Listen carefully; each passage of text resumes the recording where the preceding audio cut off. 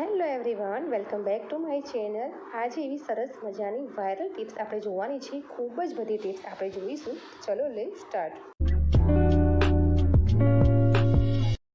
તો અહીં પહેલી ટિપ્સ જોઈશું ગેસ બચાવવા માટે. તો સૌ પ્રથમ તો પહેલાં જ્યારે ગેસ ચાલુ કરીએ ત્યારે આપણે જોવાનું છે કે તેની જે અગ્નિ છે તે યલો કલરની અથવા તો કેસરી કલરની થતી હોય તો તે ગેસ ખરેખર એ હેલ્ધી ગેસ ન કહેવાય. એટલે કે તમારે ગેસના જે બર્નર છે તે તમારે સાફ કરવાના રહેશે. અથવા તો તમારે જો બર્નરની આજુબાજુ તમારે ગેસ નીકળતો હોય, ગેસની જે ઝાર છે તે અગ્નિ નીકળતી હોય, તો જો હું આવી રીતે કરું છું તે રીતે તમે ચોક્કસ કરજો. આ ટિપ્સ ખરેખર કારગર છે.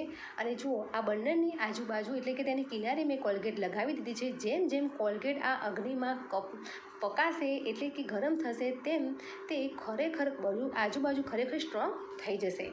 બીજી ટિપ્સ આપણે જોઈશું કે અહીં આપણે લોખંડની તવી આપણી પાસે હોય અને તેને નવી કરવી હોય તો પહેલાં તો આવી રીતે આપણે હેપી આપણા ઘરમાં હોય જ છે. અને આવી રીતે કાચ કાગળ અથવા તો કોઈ લોખંડનો જો તમારે કૂચો હોય અથવા તો કે લોખંડનું તમારે સ્પંજ હોય કે કોઈ પણ તમારે આવી રીતે આનાથી તમારે ઘસી દેવાનું છે. આ અંદર પાણી નથી નાખવાનું, બસ આવી રીતે એકલું હેપિક નાખીને તમે થોડું રબ કરશો તો તમે જોઈ શકો છો તવી સરસ મજાની એવી સફેદ થઈ ગઈ છે, નવી લાયા હોય તેવી થઈ ગઈ છે.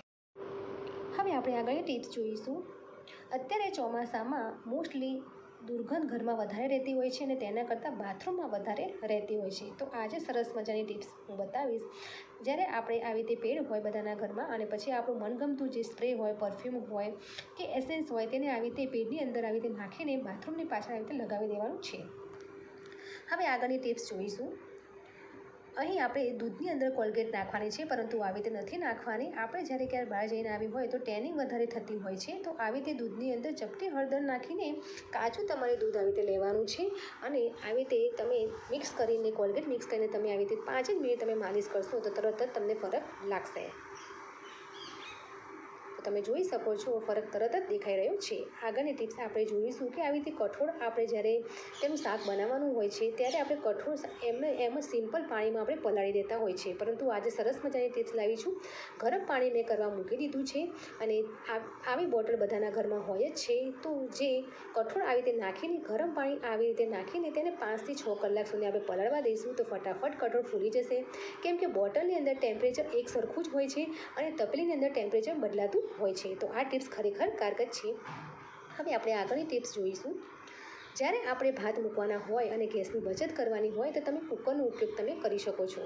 તો અહીં અમે ચોખા અડધો કલાક જેટલા પલાળી દીધા હતા અને આવી રીતે કુકરમાં 1 ગ્લાસ પાણી નાખીને ચપટી મીઠું નાખીને બસ 2 સીટીમાં ભાત રેડી થઈ જશે. તો ગેસની બચત પણ ફટાફટ થશે.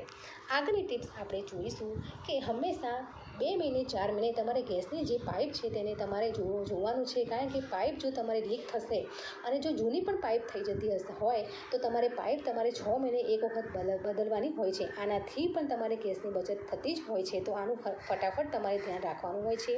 અને આવી રીતે આપણે ઘરમાં વાસણ હોય છે, અત્યારે તો એલ્યુમિનિયમના વાસણ આપણે કાઢી દેતા હોય છે, તો તમારે સ્ટીલની તપેલીનો ઉપયોગ કરવાનો છે. પરંતુ મોસ્ટલી આપણે કેવું કરતા હોય છે કે વાસણ ભીનું હોય છે એમ જ આપણે ગેસ ઉપર આપણે ખાવા બનાવતા હોય છે. તો ગેસની બચત માટે વાસણને આવી રીતે કપડાની મદદથી ક્લીન કરી નાખવાનું, પછી જ તેને કુકિંગ કરવાનું. આગળની ટિપ્સ આપણે જોઈશું કે આવી રીતે સાવરણો આપણે લાવતા હોય છે, થોડા ટાઈમ પછી સાવરણો આવી રીતે તેની સળીઓ છે તે નીકળી જતી હોય છે. તો આજે આપણે સાવરણો છે જૂનામાં જૂનો અને એકદમ ખરાબ થઈ ગયેલા સાવરણ આપણે નવું સાવરણ આપણે બનાવવાનું છે. તો ઘરમાં આવી રીતે પ્લાસ્ટિકની બોટલો તો હોય જ છે, તો તેની કિનારે આવી રીતે કટ જ ખાલી કરી દેવાની છે અને આવી રીતે જે સાવરણની જે સાઠીઓ છે બધી ભેગી કરીને આવી રીતે બોટલની અંદર આપણે આવી રીતે કરી દેવાની છે. હવે આપણે ગેસની મદદથી આપણે તેનું હવે સરસ મજાનું આપણે તેની આગળ પકડી શકાય તેવું આપણે બનાવીશું. તો આવી રીતે કોટન કપડું તમારે લેવાનું છે અને ગેસનું ટેમ્પરેચર થોડું ધીમું રાખીને આવી રીતે ગોળ ફેરવતા જવાનું છે. પ્લાસ્ટિક હોવાથી તે ઓગળીને તે સાવરણની જે સાઠીઓ છે તે ચોંટી જશે અને કોટન કપડાની મદદથી તમારે આવી રીતે બંધ કરતું રહેવાનું છે તો સરસ એવી રીતે જામ થઈ જશે. તો તમે જોઈ શકો છો ખરાબ સાવરણને પણ સરસ એવો ફિટ સાવરણો થઈ ગયો છે. તો તમે સરસ આ ટિપ્સ તો ખરેખર કારગર છે અને જરૂર તમે અપનાવજો. અને આગળની ટિપ્સ આપણે જોઈશું. પરંતુ તે પહેલાં ફ્રેન્ડ્સ, મારી ચેનલ પર તમે પહેલી વખત આવ્યા હો તો please subscribe to my channel. અને હા, બધી ટિપ્સ ખૂબ જ વાયરલ ટિપ્સ છે, ખરેખર કારગર છે. તો ઘણી બધી ટિપ્સ મારી ચેનલ પર મળે છે, તો તમે જરૂરથી તેને ચેકઆઉટ કરી શકો છો.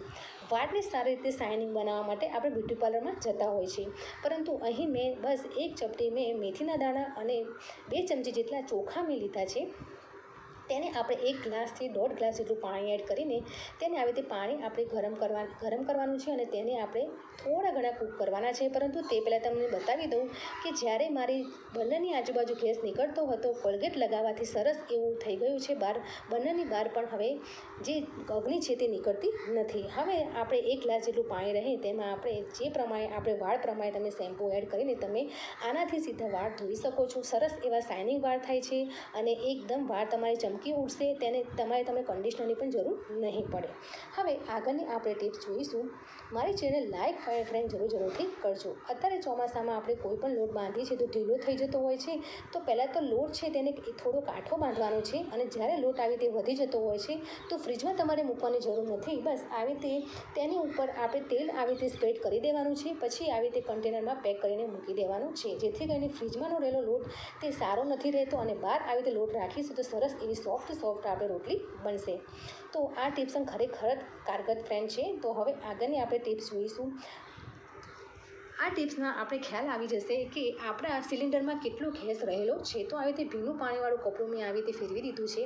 હવે જે ભાગમાં ગેસ રહેલો હશે તે ભાગમાં પાણીનો ભાગ રહેશે, એટલે કે ભીનો ભાગ રહેશે અને જે ગેસ ખાલી થઈ ગયેલો છે ત્યાં એકદમ ગેસની ઉપર કોરું થઈ ગયું હશે. તો અહીં હું તમને બતાવું છું, નીચે એકદમ ભીનો છે અને ઉપર એકદમ કોરું થઈ ગયું છે.